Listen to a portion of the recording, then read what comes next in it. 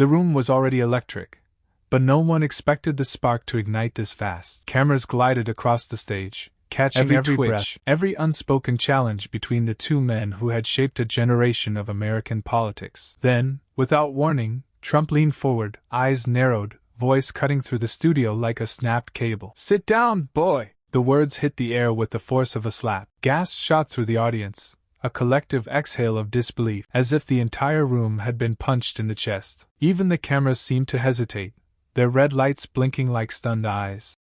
Obama didn't move. He didn't blink. His expression stayed impossibly calm, almost serene, as if he trained his entire life for this exact moment. He held the silence like a weapon, letting the insult cling to the air, letting Trump's words unravel under their own weight. A murmur swept through the crowd, then rose into ripples of outrage, shock, and whispered commentary spilling into millions of phones. In seconds, hashtags exploded across social media, feeds flooding with disbelief, anger, and emotional fire from viewers who couldn't believe what they'd just heard. But on that stage, time slowed. Trump shifted, uneasy for the first time. Obama lifted his gaze sharp, the kind of look that makes a man rethink every reckless word he's ever thrown. And in that breathless pause, one truth settled over the nation: Obama's reply was coming, and no one was prepared for it. This wasn't supposed to be a spectacle. At least, that's what the network promised when they announced the historic forum. Two former presidents, side by side, discussing the future of a nation straining under its own divisions. It had been years since they shared a stage, years since their visions last collided in real time. And America, fractured, anxious, desperate for clarity, was watching with a hunger that felt almost primal. This was more than a conversation. It was an ideological rematch the country thought it would never see again. Even before the cameras rolled, the tension was visible. Half the audience sat rigid, arms crossed, waiting for strength disguised as dominance.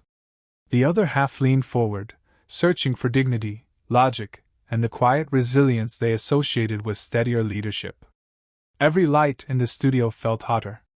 Every microphone seemed sharper.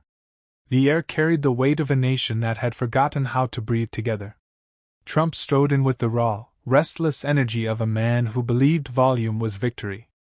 Obama entered with the careful calm of someone who understood that words, once spoken, carved themselves into memory. Their contrasts weren't subtle, they were the entire point. Two Americas incarnate, facing each other beneath 1,000 unblinking lenses. Producers whispered backstage that this event might redefine the political narrative, but even they didn't grasp what was brewing. Because this night wasn't about policies or talking points. It was about identity, decency, power. It was about the stories people told themselves about what America should be, and who had the right to speak for it. And just when America thought it had seen every insult imaginable, something far uglier was about to erupt, shattering the illusion that this would be just another televised debate. Trump had arrived at the forum charged like a storm cloud, rolling in with the force of someone who believed the room already belonged to him. He walked the backstage corridor with sharp, impatient strides, muttering about ratings, polls, and how no one, in his words, could command a stage the way he could. But beneath that booming confidence, there was something else vibrating under the surface.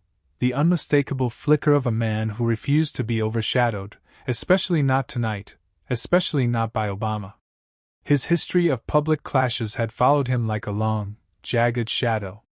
There was the town hall where he snapped at a moderator for daring to fact-check him. The rally where he mocked an opponent's voice, turning frustration into spectacle. The press conference where he walked off mid-question, unable to tolerate a calm challenge delivered with perfect composure. Every time someone met his fury with steady logic, it chipped at him in ways he never admitted, and Obama, with his effortless cool and razor intellect, was the one man who did it best. That's what irritated Trump most. Obama didn't need to raise his voice. He didn't need to dominate space. His authority came quietly, confidently.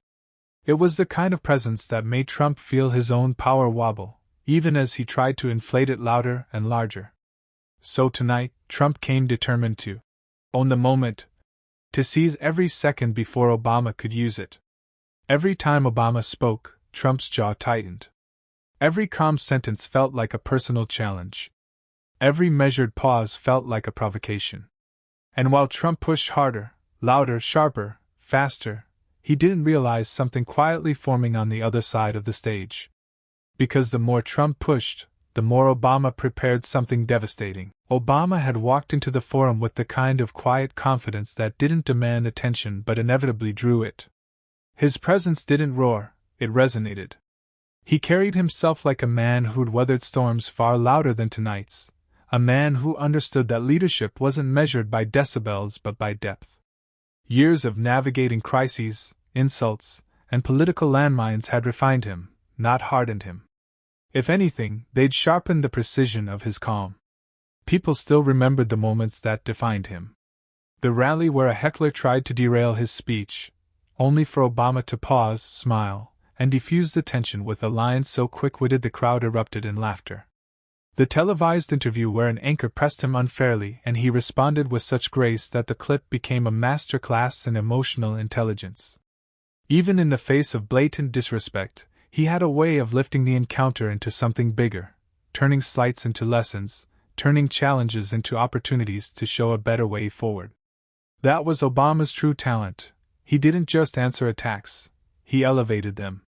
Where others met disrespect with retaliation, he transformed it into clarity. Where others grew flustered, he grew focused. And tonight, under the glare of studio lights and the weight of a divided nation's expectations, that focus settled into something razor-sharp. He listened to Trump's interruptions, his jabs, his attempts to rattle the stage. Not with irritation, but with a patience that bordered on strategic. Viewers at home could see it, the slight narrowing of his eyes, the breath he held before releasing it with intention. He was choosing his moment, measuring his words, preparing for the exact point where silence could become power. And that's exactly why his comeback would freeze the studio in place. The moment they returned to policy questions, the tension that had been simmering all night finally began to boil. Obama leaned forward, speaking with that measured clarity that always seemed to steady a room. But Trump wouldn't allow it. He interjected before Obama finished a single phrase, chopping through the air with his hand, raising his voice inch by inch as if volume alone could erase coherence. Each interruption came sharper, more frantic, as though Obama's calmness itself was some unbearable provocation. The moderators tried to rein him in, weak pleas of, "Let him finish," drifting into the noise, but Trump charged over them, pacing the edges of his podium, gesturing wildly. The audience shifted uncomfortably, murmurs swelling with every cut-off sentence. Viewers at home felt it too, that chaotic energy that turned the debate from dialogue to spectacle. Even the cameras seemed to sense the spiraling tension, zooming in on furrowed brows, tightened jaws, and the widening space between decorum and disaster. Obama tried again, his voice steadying the air as he began outlining his point. But midway through his sentence, Trump leaned forward, face tightened with irritation, and snapped with a force that cracked through the studio. "Sit down, boy!" The words detonated. Gasps erupted from the crowd like a wave striking shore. The moderators froze. Several audience members instinctively rose, hands over their mouths.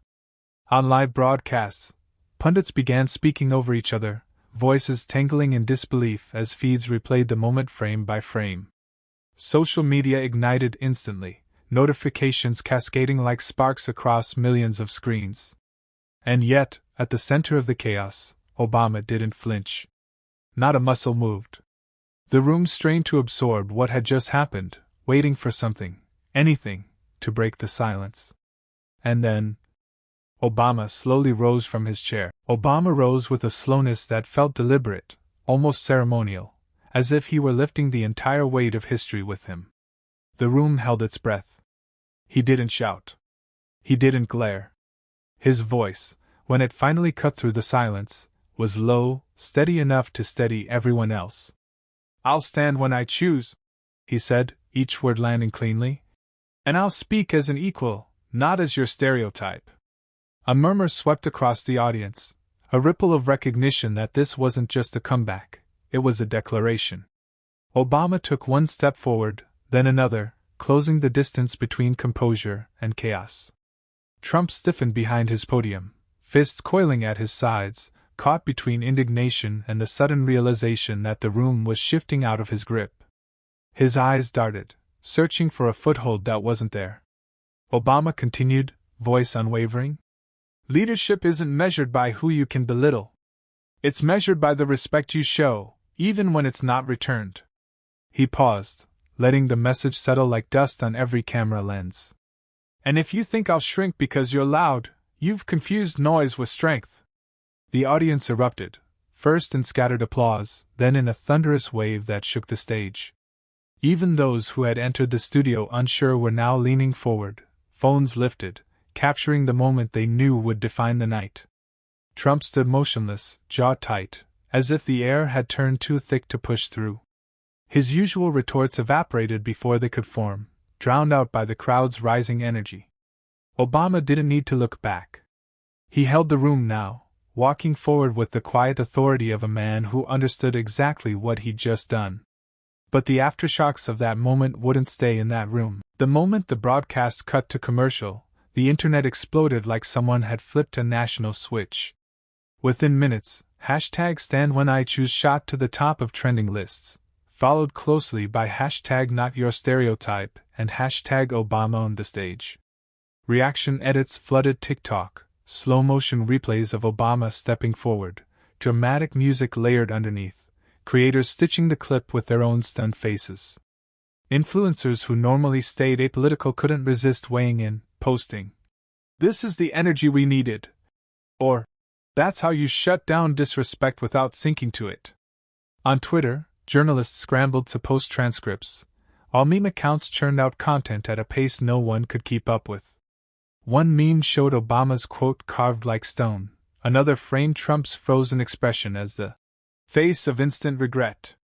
Late-night hosts opened their monologues with the clip, replaying it from every angle, letting their audiences howl before adding commentary about the quote of the decade.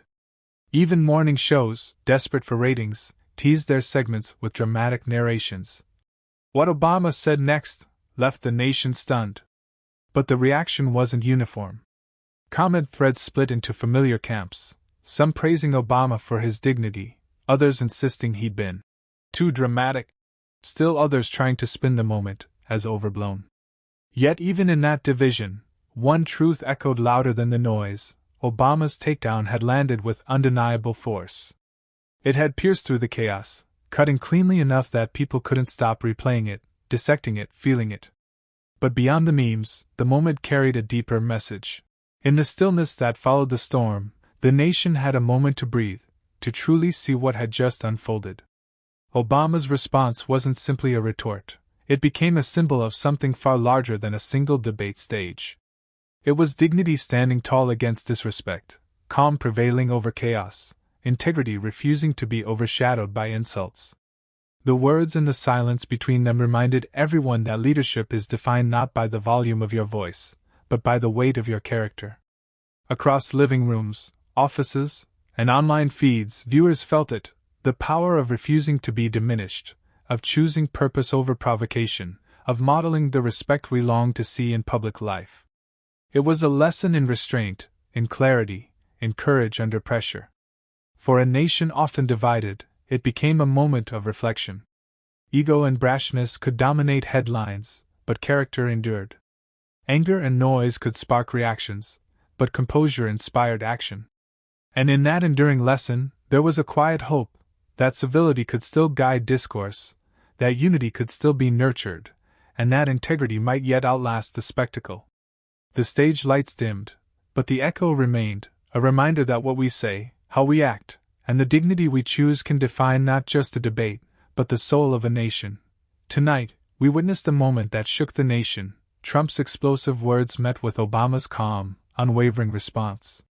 The shock of that confrontation isn't fading, it's a reminder of the power in standing tall, speaking with integrity, and refusing to be diminished. If you believe dignity still matters, if you think calm leadership deserves a voice, this is your moment to act. Join the conversation, be part of a community that values character over chaos, and help amplify the lessons that truly define leadership. Subscribe, share, and stay informed, because the story doesn't end here.